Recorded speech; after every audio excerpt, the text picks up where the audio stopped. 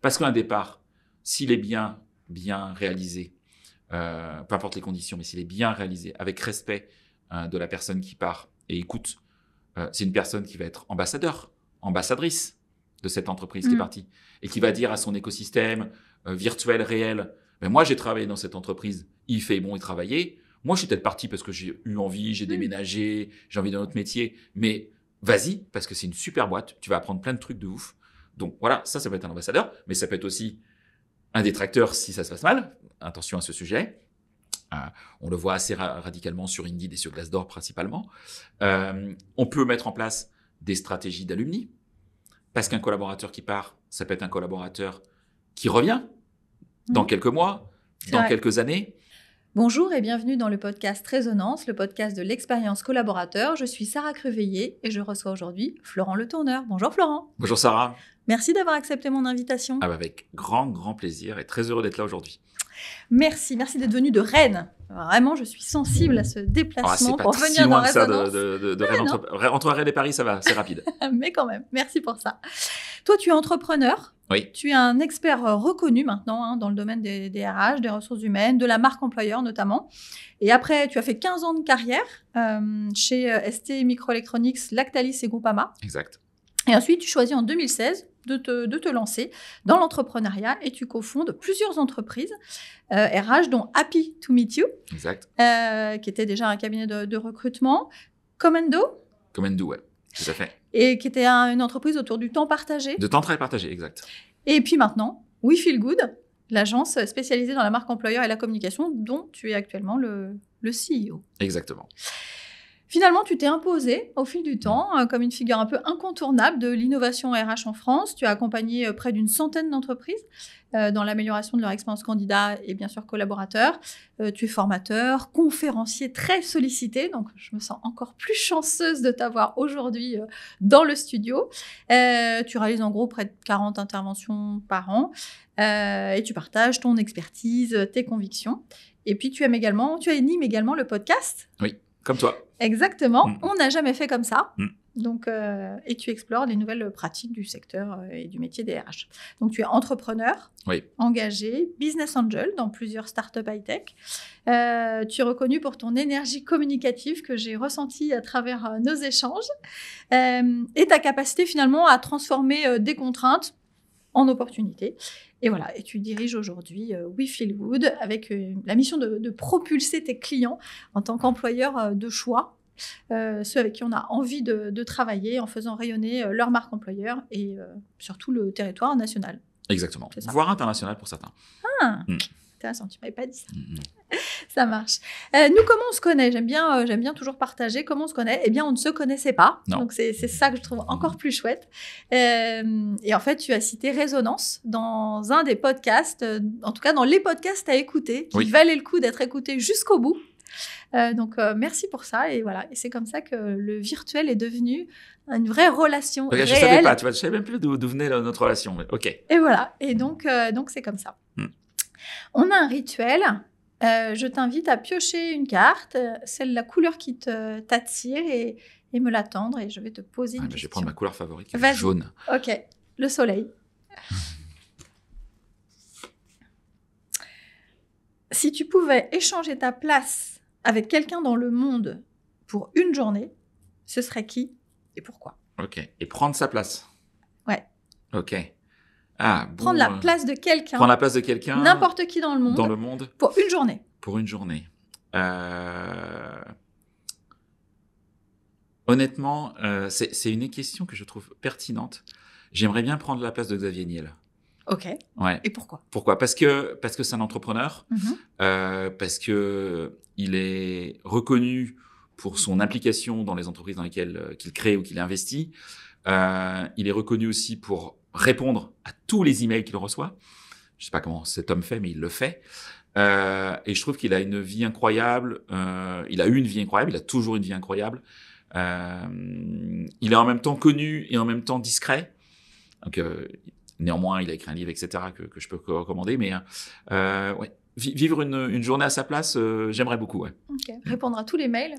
Je sais pas comment y faire. Oui, c'est ça. Objectivement. J'espère qu'il se fait un peu aider quand même.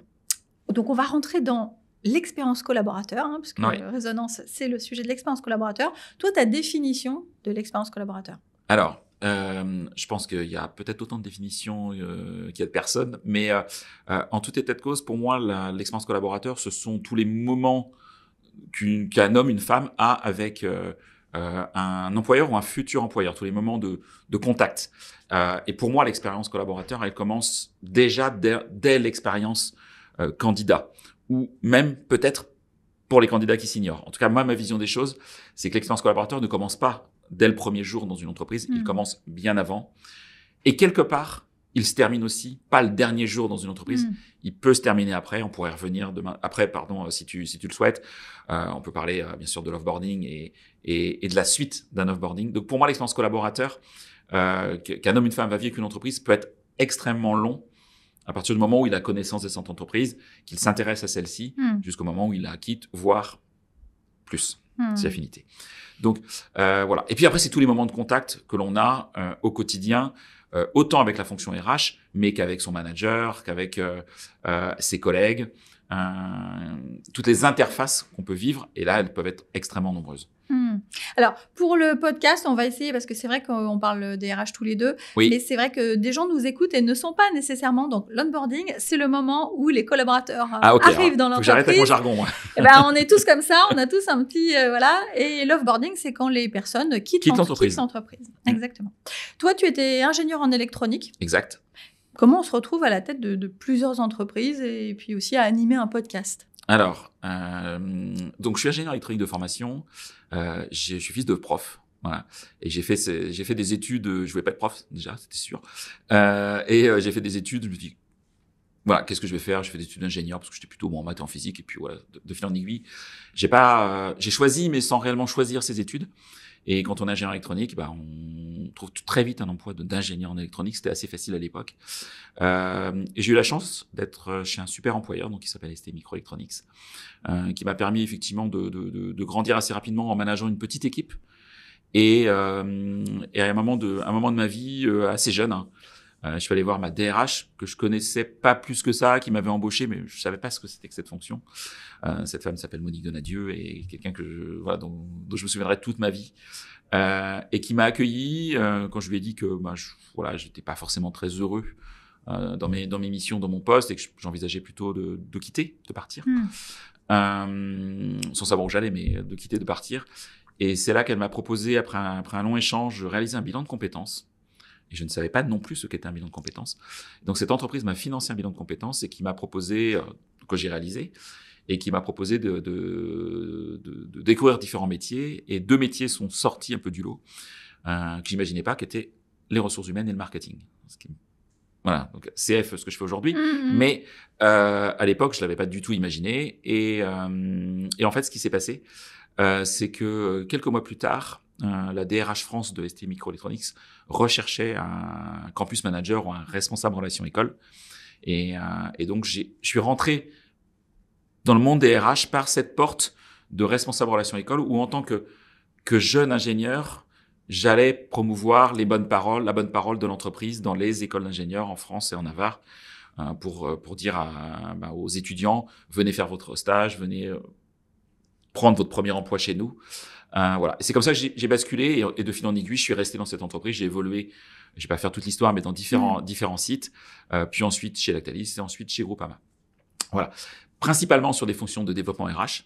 C'est ça qui m'intéressait. Donc, d'expérience candidat, d'expérience collaborateur, de marque employeur. On n'en parlait pas exactement comme ça à l'époque, mais c'était ces sujets que l'on abordait. Et chez Groupama, j'ai eu la chance, effectivement, mes 3 ex-employeurs, j'y tiens beaucoup. Et chez Groupama, ils m'ont permis effectivement de réaliser une formation en intrapreneuriat en lien avec l'EM Lyon que j'ai adoré. Et à l'issue, du coup, je me suis dit, mais est-ce que je deviens intrapreneur? Est-ce que je reste dans mon poste ou est-ce qu'en fait je pars? Et en fait, j'ai fait le choix de partir, de quitter et de créer effectivement en 2016 une première entreprise, puis une deuxième, etc., et puis de faire mon petit chemin dans le monde de l'entrepreneuriat RH. Voilà comment c'est arrivé, en fait, tout simplement. Je trouve que tu illustres parfaitement ce que tu as dit tout à l'heure, c'est-à-dire que le départ n'est pas la fin et qu'on peut rester un ambassadeur, et c'est même l'objectif de la marque employeur, c'est de rester un ambassadeur des entreprises dans lesquelles on a travaillé. Et je trouve que là, tu illustres parfaitement, tu cites les 3 sociétés dans lesquelles tu as travaillé. Et en plus, je suis tranquille, ce n'est pas des clients, et c'est des entreprises qui m'auront marqué chacune différemment dans leur vie. En plus, elles sont très différentes. Il y a un groupe du CAC 40, un grand groupe familial, et puis une mutuelle. Donc, c'est pas du tout les mêmes cultures, les mêmes esprits. Mais toutes les 3 m'ont apporté et m'ont aidé, je suis convaincu, à réaliser ce que j'ai réalisé. Après, c'est bien, c'est pas bien, mais en tout cas, de réaliser ce que j'ai réalisé, quoi. Donc là, je trouve que tu illustres parfaitement ton propos juste avant. Tu accompagnes du coup aujourd'hui des entreprises de toute taille, hein, c'est ça? De toute taille et des collectivités locales. Ok. Aussi. De plus en plus. Quelles sont, selon toi, les erreurs les plus courantes, j'ai envie de dire, qui nuisent à l'expérience collaborateur et peut-être même dès les premiers échanges avec un candidat? Ouais.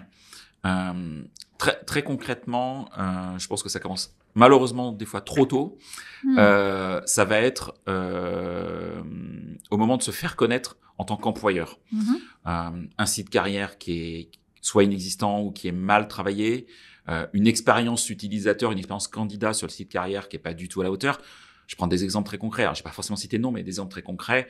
Je vois encore, et je l'ai encore eu hier avec un prospect, des sites carrière où il faut créer son compte avec un login, un mot de passe, avec en plus une ergonomie qui était très chouette dans les années 80. Bon, voilà. Ne cite pas l'entreprise. Non, je ne citerai pas. Mais ça, c'est plus possible aujourd'hui. Mais ça passe aussi par des offres d'emploi qui sont pas travaillées, une non-transparence sur la rémunération, une non-transparence sur les conditions de travail, etc. Donc en fait, déjà, toute cette première impression que peut avoir une personne pour rejoindre une entreprise peut déjà être déceptif. Donc déjà, il y a une erreur qui est faite en se disant, on ne fait pas attention au candidat, on se met pas à la place du candidat, on ne sait pas ce qu'il vit, et ça, c'est une erreur critique. Je pense qu'aujourd'hui, une entreprise de e-commerce, elle joue au client mystère, ou elle paye des hommes et des femmes à jouer au client mystère pour, à chaque moment de sa vie, comprendre les points de contact qu'a un consommateur avec une marque, et de se dire, là-dessus, on est bon, là-dessus, on n'est pas bon, et il faut qu'on bosse. Ben, je pense que l'entreprise doit faire la même chose, soit en le faisant eux-mêmes s'ils n'ont pas des moyens de fou, en jouant au candidat, en se remettant dans la peau d'un candidat, soit en utilisant effectivement des hommes ou des femmes qui peuvent le réaliser. Et ça leur ouvrirait les yeux de manière très claire sur ce qui va bien, ce qui va pas bien. Je vais prendre un autre exemple. On voit, toi et moi, on est sur LinkedIn, je pense que vous qui nous écoutez aussi, on voit régulièrement des personnes dire, mais moi j'ai candidaté à un poste et j'ai pas de retour. Et on voit des tonnes de commentaires, des tonnes de likes et des tonnes de commentaires. Non, mais c'est plus possible. Comment c'est possible qu'on réponde pas au candidat? Moi, je joue au candidat mystère, donc j'ai plein de clients et de concurrents de clients, et je vois des fois des RH d'entreprises qui disent, mais c'est pas possible de pas répondre. Alors que moi, j'ai candidaté, pas Florent Le Tourneur, avec d'autres profils, bien évidemment, à cette entreprise, et je sais qu'ils n'y répondent pas. Et là, il y a de l'hypocrisie. Voilà. Donc, je pense que déjà, il faut travailler ce sujet-là. Il faut s'intéresser aux candidats, aux personas candidats, et vivre sa vie. Voilà. Donc ça, c'est la première erreur. Et la deuxième erreur, c'est souvent le moment, alors je vais utiliser des jargons, je vais le préciser, ce que j'appelle le pré-boarding. C'est-à-dire que le candidat vous a dit oui, et entre le moment où le candidat vous a dit « Ok, je viens travailler dans votre organisation », et le moment où il vous rejoint, il se passe un temps qui peut être plus ou moins long. En fonction du préavis. En fonction du préavis, de la personne en poste, pas en poste, etc. Donc, on va dire de quelques jours à des fois 3 mois. Oui, tout à fait. Voilà. Et pendant cette période-là, qui est une période un peu grise, où effectivement on se dit oui, moi le candidat, il a signé un contrat, il est engagé. Non, toi tu es engagé en tant qu'employeur, mais le candidat, il l'est un peu moins. Alors, il l'est moralement, mais un peu moins juridiquement, on va dire. Et là, l'erreur numéro 2, c'est de ne pas garder la relation avec les personnes avec qui on va travailler à un moment donné, et de penser naïvement en 2025 que cette personne, le lundi matin, elle va arriver, etc. Donc, je pense que ce sujet-là, il est hyper important, ce moment gris. Et puis, bien évidemment, l'onboarding, mais on pourra en parler, en tout cas, l'intégration, les premiers jours, les premiers moments. Et l'intégration peut être plus ou moins longue selon les métiers, selon l'organisation de l'entreprise, selon sa culture, doit être nickel. Enfin, je dirais même extraordinaire. Ça doit être un moment vécu. On se souvient toujours du premier jour que l'on a dans une entreprise quand on la rejoint. Donc ce moment-là, il doit être quasiment inoubliable. La lune de miel. La lune de miel. Alors, elle commence. Mais elle commence. Il faut qu'elle dure après. C'est ça le sujet. C'est ça. Mais c'est vrai que dans ce que tu dis par rapport notamment à le fait de devoir créer un compte, enfin des choses qui sont pas. Alors que les collaborateurs ou les candidats, c'est des gens qui vivent dans la vie de tous les jours et à qui toutes les applications, notamment de e-commerce, toutes leurs actions sont facilitées. Donc, ils veulent vivre la même expérience au travail et puis plus tard, dans leur vie de collaborateur, avec les applications qu'on leur donne à utiliser, ils veulent vivre quelque chose d'aussi facilitant, aussi intuitif que ce qu'ils vivent dans leur vie de tous les jours. Sinon, il y a un tel décalage qu'en fait, ils n'acceptent pas que ce soit moins bien que ce qu'ils vivent au jour le jour. C'est clair, on est habitué, nous, notre vie perso, à avoir quasiment tous un smartphone. Sur ce smartphone, des dizaines, voire des centaines d'applications selon l'envie de chacun. Et on va pas comprendre qu'en arrivant dans une entreprise, on va pas avoir un outil simple pour faire ses notes de frais, pour poser ses congés, pour réserver une salle, etc. Et néanmoins, dans la vraie vie, ça existe toujours, ce décalage existe toujours, soit volontairement, soit involontairement, et ça, c'est déceptif. C'est de moins en moins accepté, en tout cas. Et je pense que et tant mieux que ce soit moins en moins accepté, je le dirais, parce que je pense que ça fait aussi réagir. Et ton podcast le montre, avec tous les invités que tu as eus, c'est que même si vous nous écoutez, vous vous dites je suis peut-être en retard, etc. À la limite, c'est pas grave. On n'est jamais en retard. D'abord, voilà, peut-être que certains trains sont déjà partis, mais ils sont rattrapables. En fait, il y a rien de figé, il y a rien de plié pour moi. Donc, je pense que c'est toujours possible en 2025 de se dire, peut-être que mes notes de frais, on fait encore des papiers et des fichiers Excel à remplir, et qu'on peut passer à des outils, on peut en citer plein, mais des outils qui permettent effectivement de scanner ces notes de frais rapidement. En plus, avec l'IA qui reconnaît tout de suite tout et qui vous permet de faire des notes de frais en quelques minutes. Voilà, donc c'est exemple parmi plein d'autres. C'est ça.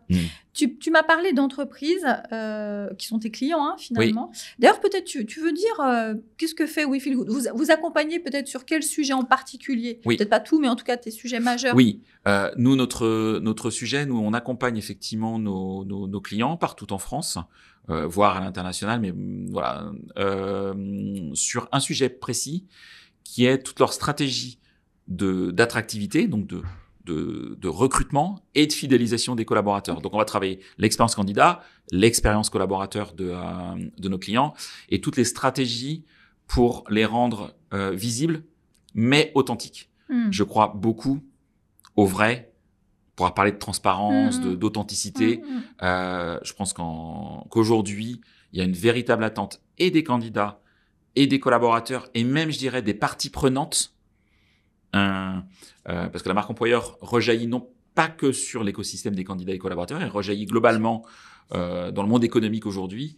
Et je pense qu'effectivement, ces sujets-là sont clés. Donc nous, on travaille beaucoup ces envies de transparence, d'authenticité par effectivement une stratégie, une méthodologie pour effectivement avoir du ROI sur leurs investissements. Du retour sur un ROI, retour sur investissement. C'est fondamental aujourd'hui. Donc, tu parles d'entreprise, tu m'as parlé d'entreprise qui affiche justement cette valeur de transparence. À la fois, ça peut être sur les salaires, ça peut être sur... tu m'as parlé d'un de tes clients qui dit à l'entretien d'embauche, vous allez peut-être rester que 3 ans ou moins, mais c'est OK. Ces postures de transparence, toi, dans l'expérience avec tes clients, en quoi elles peuvent finalement transformer l'expérience collaborateur ?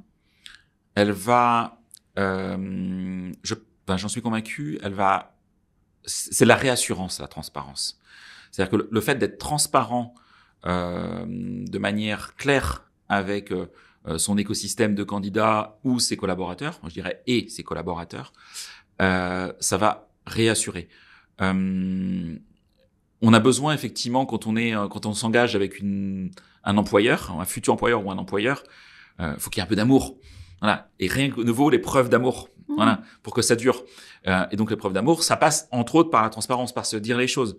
Quand ça va bien, quand ça va pas bien, mais aussi sur la situation économique des entreprises. Typiquement, moi, dans toutes les entreprises dans lesquelles que j'ai eues, tous les salariés connaissent tous les mois le chiffre d'affaires, la marge, la trésorerie. Et ça, c'est hyper important parce que quand tout va bien, c'est chouette. Mais quand le monde économique est un peu perturbé, comme en mars 2020, et que tu te dis, mais en fait, il y a des sous sur le compte pour qu'on soit payé à la fin mars. Parce que personne n'avait mis ça dans son business plan, a priori. Voilà, non, personne. Donc, le fait d'avoir tout le temps communiqué sur ces sujets-là, en fait, voilà, c'est bête, mais tu amoindris les questions et ça amène de la réassurance en disant, OK, on sait que dans l'entreprise, il y a un matelas, qu'on va tenir. Puis après, il y a tout ce qui s'est passé et les aides du gouvernement. Mais voilà, donc on a ces sujets-là. On parlait d'offres d'emploi. En 2026, personne n'est censé, tout le monde est censé savoir que en 2026, les rémunérations devront être affichées. En tout cas, une fourchette de rémunération devront être affichées sur les offres d'emploi. Je trouve ça très bien. Et je pense que ça doit déjà être le cas. Faut pas attendre la législation pour le réaliser. Pourquoi mettre encore salaire selon profil et de faire un process de recrutement avec 2, 3, 4, 5 entretiens et d'attendre le dernier entretien pour commencer à oser parler rémunération. Et des fois, se rendre compte qu'il y a un décalage entre les attentes du candidat, de la candidate et les possibilités de l'entreprise. Et de se dire, non, ça va pas le faire. Non, que de temps perdu. Voilà. Et quel dommage, parce que l'expérience candidat, elle est complètement ratée, in fine. Et souvent pour des mauvaises raisons. On pourra venir sur les mauvaises raisons de ne pas afficher les salaires, mais il y a souvent beaucoup de mauvaises raisons et beaucoup de peurs qui sont fausses. Donc voilà. Donc toute cette transparence, qu'elle soit de rémunération, qu'elle soit d'évolution, on parlait en off, moi je l'ai vécu dans des entreprises où il y a des démissions, turnover important, et Jean-Jacques démissionne, et donc la première chose qu'on va faire, c'est dire Jean-Jacques, surtout, tu te dis à personne que tu démissionnes. Hein. Et puis on verra ça 2-3 jours avant, on fera un petit pot de départ. Et vous pouvez être sûr que Jean-Jacques, la première chose qu'il va faire, c'est en parler à tous ses collègues, de toute façon, qui étaient déjà au courant qu'il allait démissionner. Donc voilà. Donc c'est de l'hypocrisie. À un moment, soyons transparents, accompagnons la transparence. Parce que si on l'a subit, là c'est là où ça peut être effectivement un peu plus compliqué pour l'employeur. Elle peut être anxiogène aussi. Elle peut être anxiogène. Donc voilà, donc plutôt que le subir, mais si dès le départ dans ton entreprise, en tant que dirigeante, RH, manager, tu as amené cette culture de transparence, et transparence ne veut pas dire que les bonnes nouvelles, veut aussi dire les nouvelles plus difficiles. Comme les notes avec les enfants, pas que les bonnes. Mais voilà, si en fait il y a cette relation d'adulte et non pas d'adulte à enfant, d'adulte à adulte, en retour, de la part des collaborateurs, de la part des représentants du personnel, tu vas avoir aussi une relation d'adulte à adulte. Voilà, et ça c'est clé. Voilà. Dans l'épisode qui est sorti hier, je recevais Julien Bénichou de la société Cobalt. Ça y est, la transparence des salaires complète. Et donc, tout le monde connaît le salaire de tout le monde dans la boîte, y compris le sien. Okay. Et donc, ça a amené effectivement... lui, depuis le départ, il voulait de la transparence. Et donc, il est allé au bout de la transparence. Et du coup, évidemment, c'est dans les annonces, puisque de toute façon, la personne va le savoir.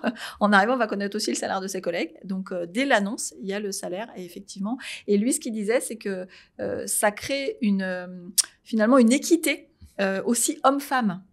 Parce qu'il disait, moi, j'avais des femmes en entretien. C'est une boîte de dev et il a quand même des femmes.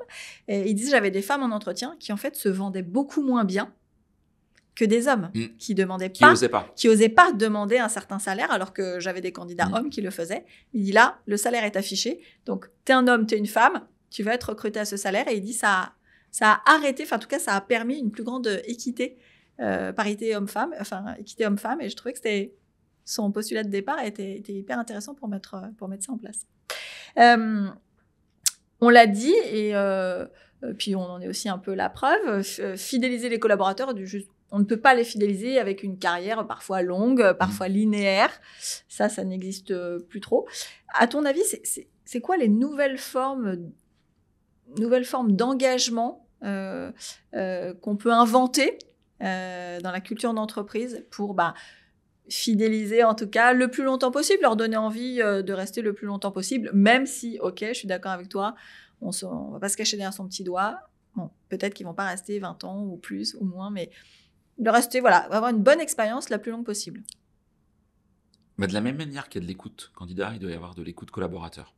Je vais pas t'en revenir sur l'entretien annuel, l'entretien professionnel, qui est dans un certain nombre d'entreprises, des fois un sketch ou juste On n'a pas le choix, il faut faire l'entretien professionnel tous les 2 ans, donc on va le faire dans l'outil bidule machin.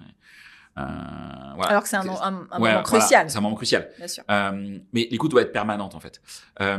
Moi, j'ai tendance à dire qu'il faut aujourd'hui individualiser la relation. Alors, c'est pas simple parce que on est dans un cadre collectif quand on est dans une entreprise, quand on rejoint une entreprise, avec ses valeurs, sa raison d'être, sa culture, son histoire, son management.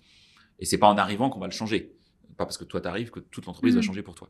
Néanmoins, en tant qu'entreprise, et donc en tant que dirigeant, dirigeante, RH, manager selon l'organisation, on doit écouter les collaborateurs. Il y a des collaborateurs, des collaboratrices qui ont aujourd'hui envie de rejoindre une entreprise pour y faire une longue carrière en évoluant. Et c'est OK. Bien sûr. Il y a des personnes qui ont envie d'aller dans une entreprise parce que la mission les intéresse pendant peut-être 2 ans, 3 ans. Et dans leur tête, ils se disent, c'est des fois une marque que j'achète sur ma carte de visite. Je sais que je ne vais pas y rester, je vais partir ailleurs. Et c'est OK aussi, et il faut l'entendre. Il y a des personnes qui vont aussi envie de vous rejoindre et qui, à côté, ont envie d'avoir une activité de freelance. C'est des choses de plus en plus courantes, de plus en plus classiques. Et slasheurs, ceux qui ont plusieurs activités professionnelles. Tout à fait. Et je pense que ça, c'est OK. Il faut aussi l'entendre. J'en ai dans mon équipe, donc j'ai toujours eu dans mon équipe, donc je suis bien placé pour le savoir. Et ça se règle. Ça se règle par le discours, par l'écoute. En fait, pourquoi tu as envie de faire ça? OK, tu as envie, qu'est-ce que tu amènes? Voilà ce que l'on fait. Donc, on est OK si tu es freelance, tu ne vas pas nous concurrencer, bien sûr. Ça mettre derrière. Mais si tout le monde est OK là-dessus, il n'y a pas de sujet, en fait. Voilà. Donc, je pense que ce sujet d'individualisation, il est fondamental. Ça, c'est le premier point. Donc, ça, c'est l'individualisation liée plutôt, je dirais, au métier, à la manière de le réaliser, etc. Il y a un deuxième sujet qui est l'organisation du temps de travail. Alors, qui est possible ou pas possible selon les entreprises. Toi et moi, on a la chance de travailler dans des entreprises de services. Quand on travaille dans une usine ou qu'on est dans le retail et que le magasin est ouvert de 8h à 20h du lundi au samedi, il faut du monde à 8h, il faut du monde à 20h. Enfin, à un moment, il faut que le magasin il soit ouvert. Et c'est normal aussi. Donc, il y a des règles. Mais on le sait en venant. Néanmoins, on voit les métiers de la restauration. Beaucoup de restaurateurs se sont adaptés à la pénurie de personnel qu'ils ont eu post-Covid et à retravailler effectivement les pauses. Donc, on peut travailler sur l'équilibre vie privée, vie pro, les attentes de chacun par rapport à ça, etc. Tu vois, je connais une entreprise, par exemple, et qui s'appelle, je peux la citer, qui s'appelle MV Group, qui a eu le débat de la semaine de 4 jours. On y va, on n'y va pas. Et en fait, quand ils écoutaient les collaborateurs, il y avait des collaborateurs et des collaboratrices qui souhaitaient la semaine de 4 jours et d'autres qui souhaitaient rester en 5 jours. Donc, ils posaient quand même des débats. Et donc, en fait, cette entreprise laisse le choix aux collaborateurs et collaboratrices. C'est-à-dire que tous les ans, vous choisissez votre modèle entre la semaine de 4 jours, la semaine de 5 jours. Est-ce que vous travaillez 35 heures? Est-ce que vous travaillez 39 heures? Est-ce que vous avez des RTT? Est-ce que vous n'en avez pas? Est-ce que vous pouvez vous en faire payer, etc. Et donc, selon les moments de vie de chacun, célibataire, avec enfants, sans enfants, j'ai une autre activité à côté, je retape une maison. On a tous plein de moments de vie, en fait, tout au long de notre carrière. Chacun peut réadapter son organisation pro à son organisation perso et vice-versa. Ce qui permet à cette entreprise de travailler sa fidélisation et son turnover. Donc, ça ne répond pas à tout. C'est un élément parmi d'autres éléments, mais ce sont des choses qui sont possibles aujourd'hui. Voilà. Donc, quelque part, tu vois, tu parlais du podcast rapidement que j'ai, qui s'appelle « On n'a jamais fait comme ça ». Pourquoi je l'ai appelé comme ça? C'est parce qu'effectivement, j'avais beaucoup de personnes, quand je leur proposais des solutions, ils me disaient « Waouh, mais on n'a jamais fait comme ça ». Mais en fait, ose, teste. Teste sur un échantillon, par exemple, de l'entreprise. Tu n'es pas obligé de partir tout de suite sur quelque chose qui est impactant pour tout le monde. Moi, quand j'étais chez Groupama, j'ai mis en place ce télétravail en 2013. On l'a pas mis en place sur 100% des effectifs tout de suite. On l'a mis en place sur quelques services. On a regardé ce qui fonctionnait pas, les retours, écouter les collaborateurs, écouter les syndicats, les représentants du personnel, les managers, et de se dire, OK, ça marche, ça marche pas. Et puis, on va réadapter notre organisation. Et ça, c'est OK si dès le départ, tu l'as dit, tu as été transparent, tu as affiché que c'était un test et qu'on allait en faire l'analyse. Et que ce test peut impliquer qu'on continue ou qu'on arrête tout. Oui. Voilà. Plutôt que rien faire. Voilà. Ou de se dire, ou de se cacher en disant, bon, pourvu qu'on nous demande jamais rien, et puis ça va passer crème, quoi. Non, pas aujourd'hui où tout se sait et tout va très vite aujourd'hui. Bien sûr. Donc voilà. Donc c'est ça que je trouve, moi, hyper intéressant.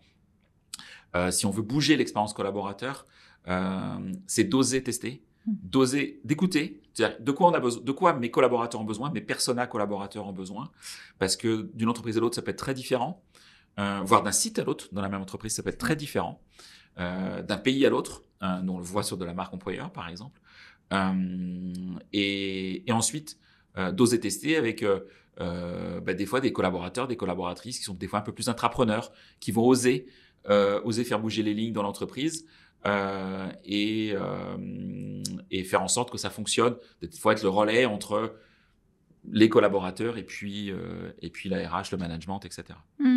Oser, évidemment, ça résonne chez moi. Parce que ce que tu évoques, c'est que nous, on s'est transformé en 2021, mais c'était une réflexion de 2020, donc plein Covid. Et donc, depuis 2021, on n'a plus de directeur ni de manager. Et donc, et on a testé, quand tu dis, voilà, on a testé, alors nous, sur toute la boîte, pour le coup, on a testé sur tout le monde, mais pendant 6 mois, on était dans la nouvelle organisation, on testait cette nouvelle organisation, et avant, on a beaucoup travaillé avec le CSE, et effectivement, ils ont fait un référendum, et voilà, et ils nous avaient dit, en dessous de tant de pourcents, on ne vous suit pas. Bon, on a explosé les scores, tout le monde était OK pour passer dans cette nouvelle organisation. Et voilà, mais effectivement, on a quand même testé, on l'a vécu dans notre chair, et là, tout le monde a pu s'exprimer. S'il y a un minimum de cadre, exactement. Voilà, sans être prisonnier du cadre, il y a un minimum de cadre, exactement. Et qu'on est transparent sur le cadre. Exactement. C'est OK, il n'y a pas de surprise en fait après. Voilà. Il n'y a pas de surprise après, quelles que soient les décisions finales de réussite, pas réussite. Exactement. Et tout le monde sait le score, et tout le monde sait, donc voilà. Ensuite. Donc, ce qui amène un peu de démocratie entre guillemets en interne. Oui, c'est toute notre. Et de communication interne aussi qui est clé. T'accompagnes, t'en as déjà parlé, tu accompagnes des entreprises sur l'offboarding, donc le moment où les collaborateurs s'en vont. J'en parle parce que c'est un moment dont on parle moins. L'onboarding, l'intégration, j'ai l'impression. Bon, ça y est quand même. Bon, tout le monde n'est pas encore, mais il y a différents niveaux. Mais voilà, c'est quand même quelque chose qui est relativement intégré. Oui. Je trouve que le moment du départ, c'est un moment quand même où il y a pas mal d'entreprises où il ne se passe pas grand-chose. C'est subi. Oui, et c'est complètement transparent pour les entreprises. C'est arrivé, tu pars, personne n'a à peine le sait. Enfin, voilà. Toi, donc c'est un moment qui est souvent un peu négligé. En quoi c'est stratégique pour toi ce moment, et comment bien le faire? Ok. Pour moi, l'offboarding, la gestion des départs est aussi stratégique que la gestion des arrivées. Enfin, j'en suis convaincu. Ça doit être au même niveau. Pour une raison très simple, c'est qu'on sait qu'aujourd'hui, statistiquement, quand on accueille une nouvelle personne dans une organisation, on sait qu'elle ne restera pas 45 ans, 45 ans, en tout cas jusqu'à sa retraite, potentiellement dans sa carrière. Alors, sauf si on embauche quelqu'un qui a peut-être à 3, 4, 5, 7 ans de sa retraite, et faites-le d'ailleurs parce que c'est un sujet d'ailleurs, mais voilà. Mais on sait que ce postulat-là, il est clair. Donc dès le départ, on doit avoir ça en tête en se disant, la personne, l'homme et la femme qui est avec nous, on se doit de l'accueillir aux petits oignons, aux petits soins, on se doit de faire en sorte qu'elle soit la plus heureuse possible, et aussi la plus productive possible, hein, tout ça c'est très lié, et que le jour où elle a envie de partir, ce soit aussi réglé dès le départ. Donc oui, je vois des entreprises s'intéresser de plus en plus à l'offboarding. Donc ça, c'est une bonne nouvelle. On est encore effectivement loin de 100%, hein, ça c'est clair. On voit des entreprises qui ont pris conscience. Alors soit tu as des entreprises effectivement qui ont un turnover fort assumé, parce que l'entreprise est très pyramidale et tout le monde ne pourra pas y accéder. Je pense à des entreprises de conseil, à la défense, etc., où on sait pertinemment bien que c'est un jeu et que tout le monde ne sera pas associé au bout du bout. Donc il y aura des départs. Donc dès le départ, c'est des entreprises qui ont déjà acté le fait que dès l'intégration, on va parler du départ. Voilà comment ça se passera, voilà comment tu pourras gérer les choses. Est-ce que, par exemple, des choses très concrètes, est-ce que la culture de demander une rupture conventionnelle se fait ou pas dans l'entreprise? Il y a des entreprises qui vont dire dès le départ, si tu as envie de partir, c'est possible, mais c'est la démission. Chez nous, il n'y a pas de rupture conventionnelle à l'initiative du collaborateur. Donc, tu le sais, et après, voilà. Ça évite les bruits de couloir qui traînent pendant des lustres sur, est-ce que tu penses que je peux demander une rupture conventionnelle et puis j'en ai une, et toi, vas-y, etc. Et qui génère des bruits négatifs, du coup, dans les couloirs et la machine à café. Voilà. Donc, pour moi, il y a une véritable stratégie à avoir sur ce sujet en disant, OK, je vais accompagner mes départs et comment je vais les accompagner. Et là, on peut faire des choses extrêmement intéressantes en plus sur la gestion des départs. Parce qu'un départ, s'il est bien réalisé, peu importe les conditions, mais s'il est bien réalisé, avec respect de la personne qui part et écoute, c'est une personne qui va être ambassadrice de cette entreprise qui est partie et qui va dire à son écosystème virtuel, réel, moi, j'ai travaillé dans cette entreprise, il fait bon y travailler. Moi, je suis peut-être parti parce que j'ai eu envie, j'ai déménagé, j'ai envie d'un autre métier. Mais vas-y, parce que c'est une super boîte. Tu vas apprendre plein de trucs de ouf. Donc voilà, ça peut être un ambassadeur. Mais ça peut être aussi un détracteur si ça se passe mal. Attention à ce sujet. On le voit assez radicalement sur Indeed et sur Glassdoor principalement. On peut mettre en place des stratégies d'alumni. Parce qu'un collaborateur qui part, ça peut être un collaborateur qui revient dans quelques mois, dans quelques années. Qui est peut-être même parti, et ça, nous on l'a vécu par exemple, dans la première entreprise que j'ai créée chez Happy to Meet You, on a une consultante en recrutement, elle est partie chez un client. On pourrait se dire, waouh, le client pas cool quoi, il nous débauche notre consultante. Elle a fait un super parcours chez ce client, et elle est revenue ensuite, et le client est resté client. Donc en fait, quand c'est bien fait. Voilà, et en plus en le faisant, elle a appris elle a eu d'autres compétences, elle a acquis d'autres compétences qu'elle ne pouvait pas acquérir chez nous. Elle a vu un autre modèle économique d'entreprise, elle a vu une autre culture d'entreprise. Voilà. Donc tout ça, c'est bénéfique pour tout le monde. Donc à l'heure où on dit très concrètement que les plus jeunes qui rentrent sur le marché du travail aujourd'hui vont faire peut-être 12 métiers différents, et donc j'imagine 12 métiers différents, donc je n'imagine même pas le nombre d'entreprises qui vont faire différents. Ils vont en faire en CDD, en CDI, en freelancing, peut-être en intérim. Il y a en prestataire, parce qu'en mode RPO, enfin, il y a plein de modèles, en fait, aujourd'hui de travail. C'est juste un non-sens de pas se dire, OK, j'ai des gens, des personnes qui vont arriver et qui vont partir. Et je fais le parallèle aussi avec le e-commerce. On a des entreprises, dans le mode e-commerce, qui soignent extrêmement bien le départ d'un client. Vous recevez une newsletter, puis à un moment, vous désabonnez de cette newsletter parce que vous dites, bien, c'est cette marque, j'achète plus chez elle, donc je me désabonne d'une newsletter qui encombre ma boîte mail. Et vous recevez des fois des messages de récépissé, je dirais, de cette marque d'annulation de newsletter. Et il y en a qui sont surprenants et qui sont extrêmement bien construits. Et tu dis, mais en fait, je la quitte, mais je suis idiot de la quitter. J'ai qu'une envie, c'est de me réabonner à newsletter parce qu'ils sont tellement sympas que j'ai envie de continuer à acheter chez eux. Et là, je me dis, ils sont très très bons, quoi. Donc voilà. Et je pense que de la même manière, moi je pense que l'e-commerce, c'est une source d'inspiration de dingue. On peut critiquer une boîte comme Amazon sur plein de critères objectifs ou pas. Chacun a son libre arbitre. Mais par contre, en termes d'expérience client, à tous les points de vue, ce sont des champions du monde. Et donc, à ces moments-là, il faut regarder ces entreprises-là et de se dire qu'est-ce qu'on peut transposer dans mon organisation pour mon expérience candidat, mon expérience collaborateur, jusqu'au départ du collaborateur. Et comme je le disais, le collaborateur, même s'il est parti, il peut rester. Il peut rester dans un groupe LinkedIn privé d'alumni. On peut lui proposer, s'il le souhaite, et certains le font très bien, d'être dans un réseau d'alumni d'anciens de telle ou telle entreprise et de recevoir une newsletter tous les trimestres avec l'actualité de l'entreprise que tu as quittée. Tu gardes un lien, etc., etc. Et ça, c'est effectivement, je pense, un mindset, une pensée qui est un petit peu différente de celle que l'on a eue et que moi j'ai vécue. Moi, quand j'étais RH dans les 3 entreprises que j'ai citées, je pense que j'étais un gros con de RH à certains moments, honnêtement. Mais oui, parce que j'ai eu la chance de travailler dans des très belles marques où à l'époque, quand j'y étais, il n'y en avait aucun problème pour recruter. On avait des tonnes de gens qui faisaient la queue pour postuler. Et donc, grosso modo, quand tu partais, tu veux partir, pars. Et puis, surtout, n'en mets plus jamais les pieds chez nous. Alors, je le disais évidemment pas comme ça, mais on le pensait fort. Aujourd'hui, penser ça, et encore pire le faire, mais c'est hors du temps. Donc, c'est pour ça que je dis que je pense que j'ai été un naze sur certains aspects, mais c'était conjoncturel, c'était lié au moment. Aujourd'hui, il faut avoir une pensée différente et sortir de ces concepts que parce que parce qu'on démissionne, tu vas chez le concurrent, tu es un méchant. D'où les histoires de clauses de clauses de non-concurrence, d'ailleurs, qui ont une portée plus ou moins limitée. Pour des auditeurs qui ne feraient rien pour l'instant, parce que bon, l'alumni, c'est déjà l'étape d'après, mais des choses un peu simples qu'on peut facilement actionner, que nos auditeurs... Sur le départ, un collaborateur qui souhaite partir, déjà, prendre le temps de l'échange avec lui, comprendre... Alors, je pense que c'est pas le bon moment quand la personne, par exemple, donne sa démission, d'avoir ce même moment de pourquoi tu pars, où est-ce que tu vas, etc. Je pense qu'il y a de l'émotion lors d'une démission. Il y a de l'émotion du côté du receveur, mais aussi du côté de l'émetteur.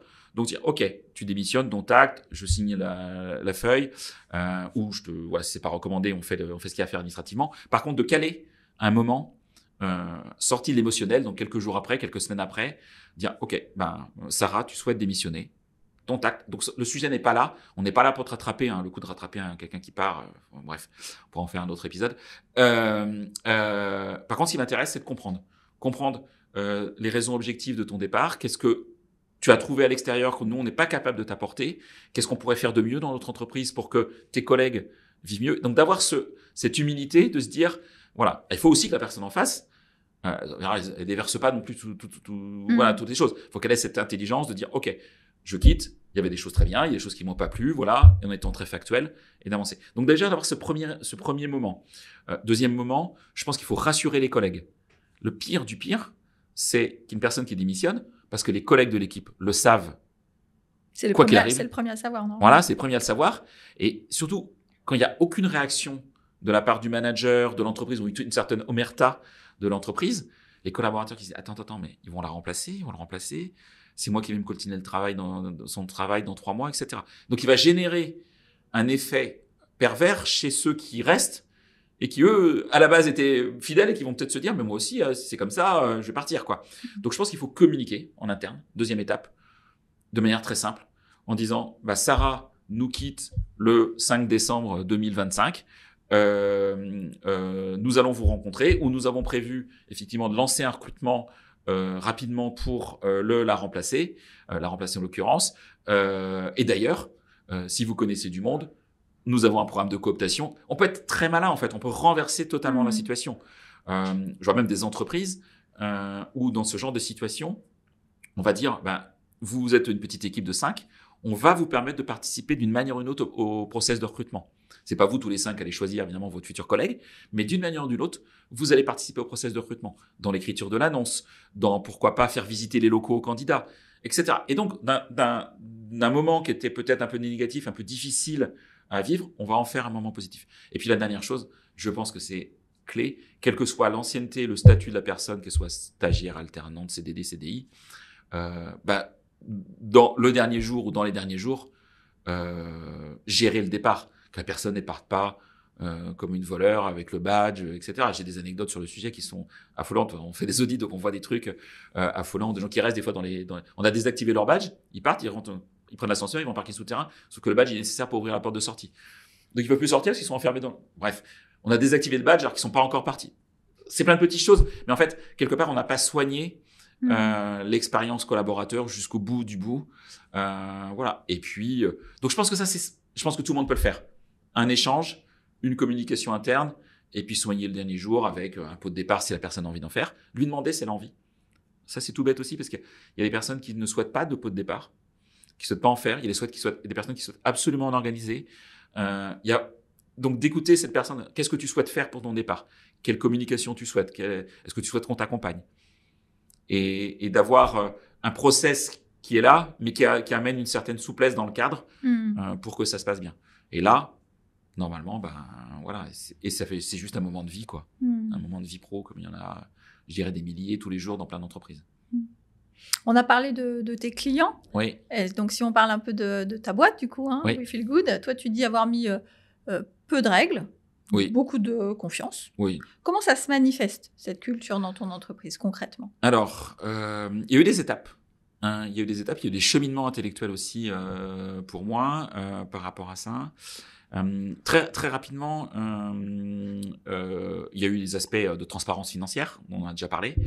Il y a eu des moments de vie où on a fait le choix aussi de nous-mêmes nous faire auditer par une tierce personne. Alors, c'est notre métier, mais on n'est pas bon pour le faire nous-mêmes. Bien sûr.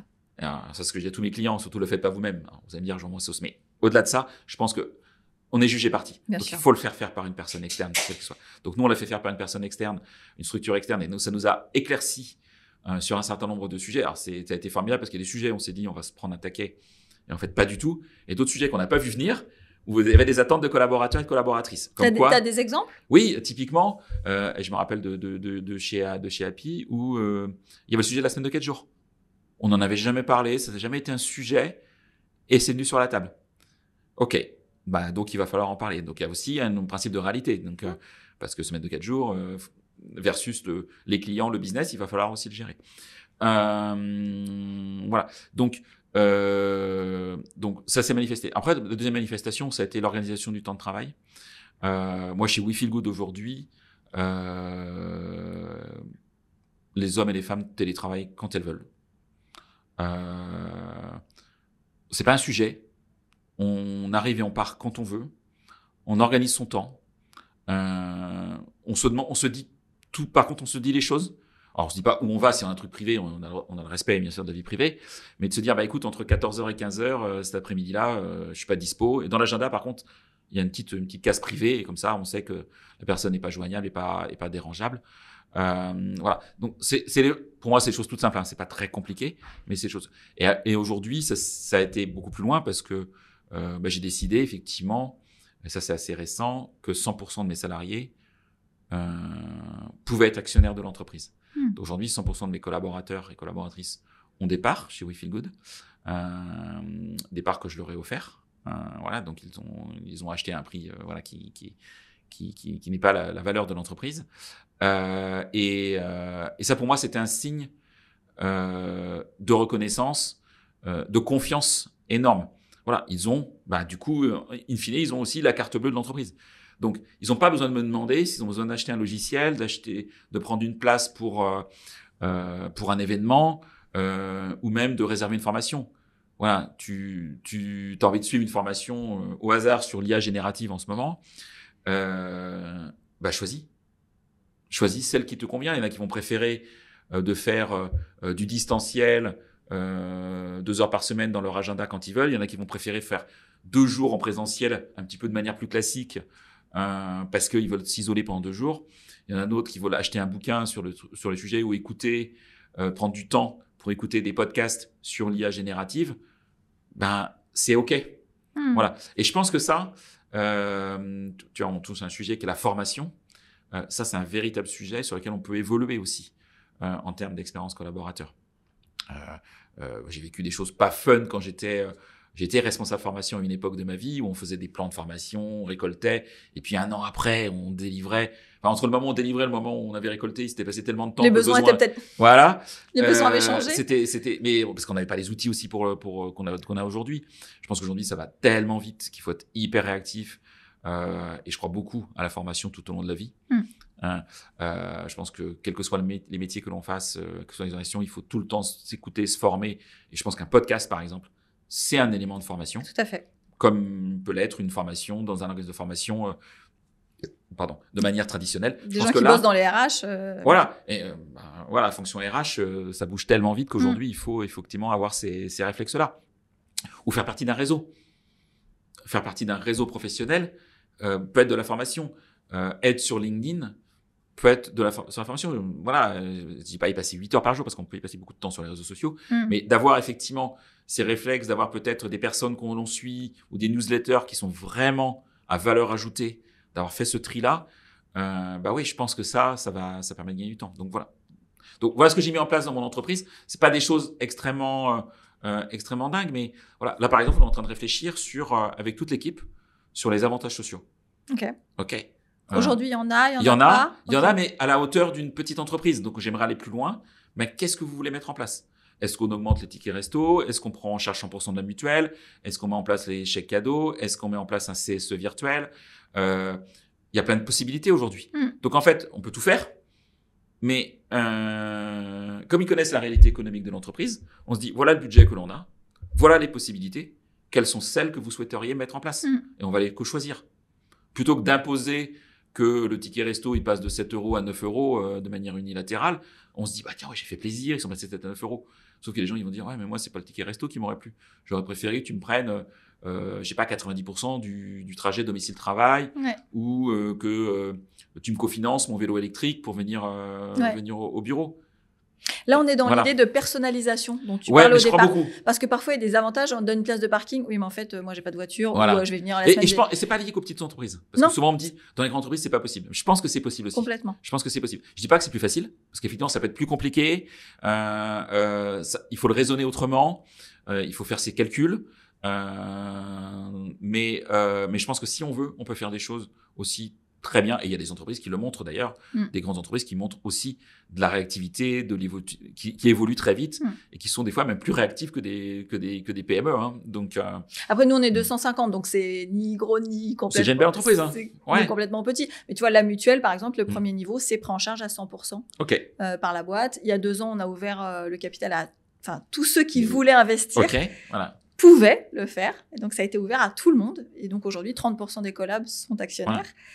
Voilà, donc je suis d'accord avec toi. Et ça, c'est chouette. C'est-à-dire que c'est pas parce qu'on n'est pas investi qu'on n'est pas un bon collab. Exactement. Chacun fait il avait le choix. Ce qu'il veut, ce qu'il peut aussi, peut-être aussi. Exactement. Parce qu'on a chacun ses choix financiers. Exactement. Et ça, c'est plutôt chouette, effectivement, d'avoir cette ouverture. Ouais. Mais de pouvoir proposer, souvent, les gens disposent. Mais en tout cas, on leur a dit, ils ont eu le choix, il y a eu des opportunités. Et effectivement, je trouve que ça crée un sentiment aussi d'appartenance à la boîte.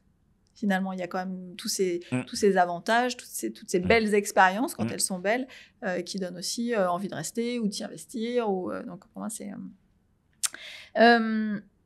Dans les boîtes, peut-être, donne-nous quelques exemples, un peu comme We Feel Good, où tu vas peu de règles, pas mal de confiance. Donne-nous un peu des exemples dans des clients que tu as, sans les citer. Mais... Clients, pas forcément clients. OK. Moi, d'entreprise... que je trouve avancé sur le sujet. Il y en a 2 que je connais bien, une que je connais moins, honnêtement. Je te citerai Lucas, élu de CA, qui a beaucoup travaillé sur la transparence salariale, sur le process de recrutement, qui permet aux collaborateurs d'être actionnaires aussi de cette société. Je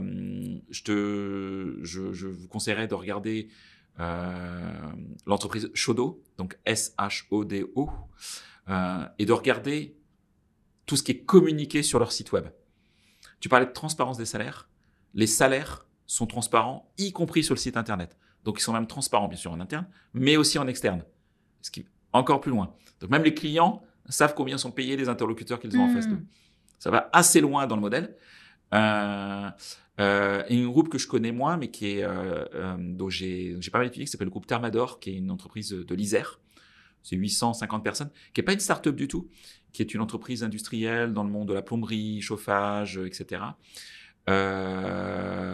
Totale transparence des salaires.